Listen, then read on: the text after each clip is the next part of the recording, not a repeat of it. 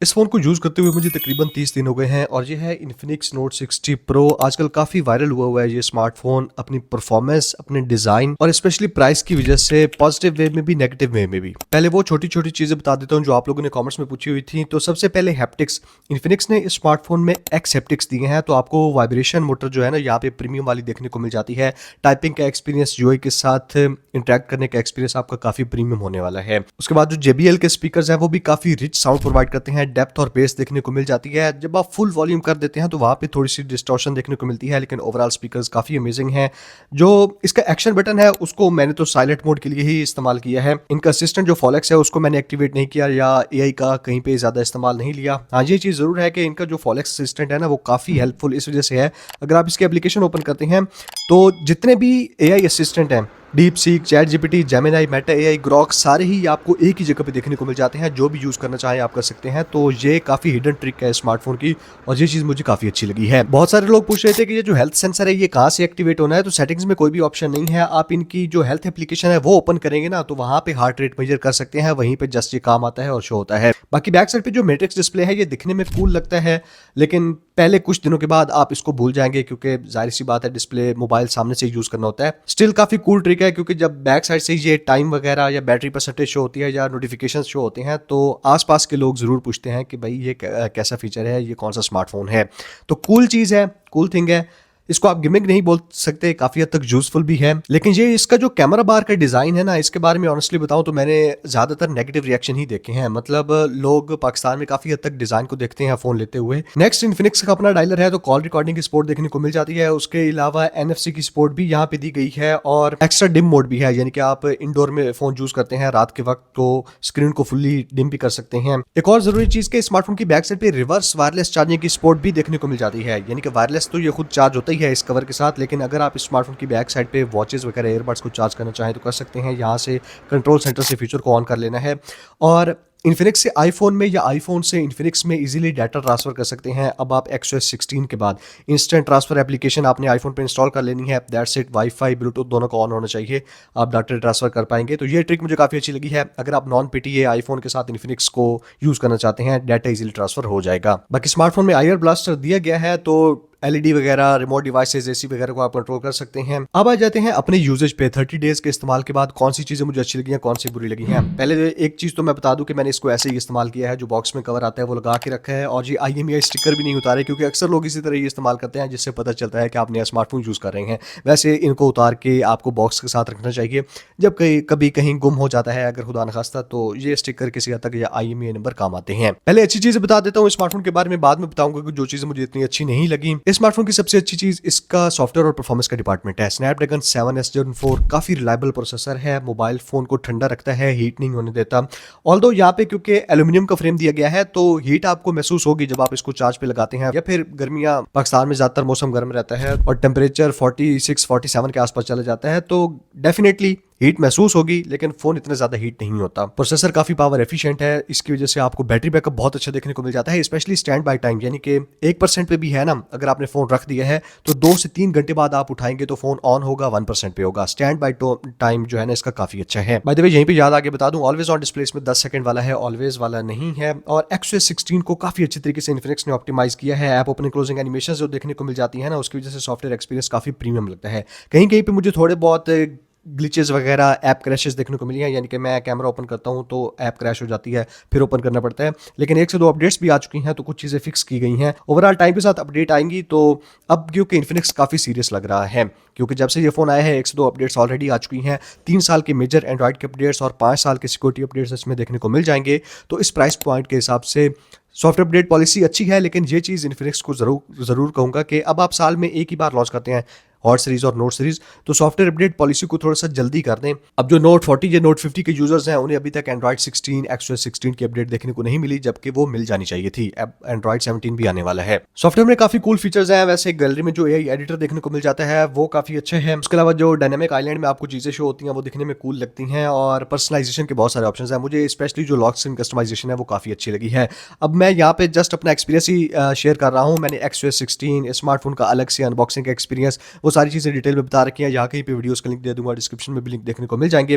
दूसरे नंबर पर जो डिपार्टमेंट मुझे अच्छा लगा है इसका काफ़ी ज़्यादा, वो बैटरी चार्जिंग स्पीड का है। 6500 mAh की बैटरी है पाकिस्तानी वेरिएंट में। मोबाइल फोन बैटरी बैकअप बहुत अच्छा प्रोवाइड कर देता है। आप इजीली 9 से 10 घंटे का स्क्रीन ऑन टाइम एक्सपेक्ट कर सकते हैं, क्योंकि ऑलवेज ऑन डिस्प्ले ही नहीं है, तो बैटरी काफ़ी अच्छा प्रोवाइड कर देता है बैटरी बैकअप। और 90 वाट की चार्जिंग से तकरीबन 1 घंटे में फुली चार्ज भी हो जाता है। मैंने इसका चार्जिंग टेस्ट किया था। वायरलेसली भी चार्ज कर सकते हैं 30 वाट तक, और ये आपकी लक के ऊपर है, आपको साथ पावर बैंक देखने को मिलता है या नहीं मिलता, मुझे तो नहीं मिला था। लेकिन बैटरी चार्जिंग वाले सेक्शन में आपको सारे ऑप्शन जितने भी आप इमेजिन करते हैं ना, reverse wide charging, bypass charging, reverse wireless charging, सारी चीज़ें मिल जाती हैं। और बैटरी हेल्थ भी अपने स्मार्टफोन की आप देख सकते हैं। चार्जिंग लिमिट को भी सेट कर सकते हैं, आपने 80% या 90% तक चार्ज करना है। तीसरी चीज़ जो मुझे काफ़ी अच्छी लगी है स्मार्टफोन की, वो इसका डिस्प्ले है। 6.78 इंचेस का 144 हर्ट्ज रिफ्रेश रेट के साथ 1.5 के रेजोल्यूशन का एमोलेड डिस्प्ले प्रोवाइड किया गया है। अब 144 हर्ट्ज जो रिफ्रेश रेट है ना, वो चंद एक एप्लीकेशंस में ही काम करता है, हर एक में काम नहीं करता, सपोर्टेड नहीं है। लेकिन 120 और 140 हर्ट्ज में, 144 हर्ट्ज में ज़्यादा डिफरेंस का पता ही नहीं चलता। बाकी यूट्यूब पे आपको 2160p पे प्लेबैक देखने को मिल जाता है, वीडियोस काफ़ी स्मूथली प्ले होती हैं। मीडिया कंजप्शन के लिए मूवीज़, फिल्म्स, वेब सीरीज़ देखनी है, गेमिंग करनी है, तो ये वाला स्मार्टफोन डिस्प्ले काफ़ी खूबसूरत प्रोवाइड करता है। कॉर्नर्स राउंड हैं और बेजल्स ना होने के बराबर देखने को मिलती हैं। अब आखिरी चीज़ जो मैं एक्सपेक्ट नहीं कर रहा था लेकिन मुझे काफ़ी अच्छी लगी है स्मार्टफोन में, वो इसका कैमराज हैं। अब इन्फिनिक्स यूजुअली नोट सीरीज में कैमरा पे टारगेट नहीं करता, लेकिन क्योंकि इस बार प्रोसेसर अच्छा है तो उसका अल्टीमेट फ़ायदा हुआ है कैमरा में। 4K 30 FPS वीडियो आप रिकॉर्ड कर सकते हैं फ्रंट और बैक दोनों कैमरा से। जो इमेज प्रोसेसिंग है ना, मैं आपको कुछ सैंपल शो कर देता हूँ। बहुत अच्छी इमेजेस निकल के आती हैं, पिक्चर्स में डिटेलिंग देखने को मिलती है, कटआउट वगैरह, ब्लर वगैरह, वो सारी चीज़ें अच्छी होती हैं। लो लाइट में थोड़ा बहुत स्ट्रगल करता है, लेकिन OIS की वजह से ना वहाँ पे भी काफ़ी हद तक रिजल्ट्स अच्छे प्रोवाइड कर देता है। मैं सीरियसली स्मार्टफोन की जो कैमरा परफॉर्मेंस है ना, उससे काफ़ी इंप्रेस हुआ हूँ। मेरी इतनी उम्मीदें नहीं थी स्मार्टफोन के साथ। अच्छा, ये वाली वीडियो इन्फिनिक्स नोट 60 प्रो के फ्रंट कैमरे से मैं शूट कर रहा हूँ। यहाँ रेस्टोरेंट में खाना खाना आया था। अब यहाँ पे थोड़ा सा शोर भी है, AC वगैरह चल रहा है, एयर कंडीशनर, तो आपको आवाज़ कैसी आ रही है उसका आइडिया हो जाएगा। और क्योंकि इंडोर लाइटिंग में है तो noise, skin tones, highlights, shadows को किस तरह से बैलेंस करता है, कलर्स नेचुरल आते हैं या बूस्टेड है, उस चीज़ का आइडिया आप यहाँ से ले सकते हैं। अच्छा, अब एक चीज़ इंपॉर्टेंट यहाँ पे डिस्कस कर लेते हैं। स्मार्टफोन की प्राइस है 96,000 पाकिस्तानी रुपीज़ में, 8GB 256GB वाला वेरिएंट, ठीक है। लेकिन इस वक्त मार्केट की जो सिचुएशन है ना, ये वाला फ़ोन इतना शॉर्ट चल रहा है कि दुकानदार अपनी मर्जी की प्राइस पे बेच रहे हैं। 1,98,000, 1 लाख से ऊपर भी बिक रहा है।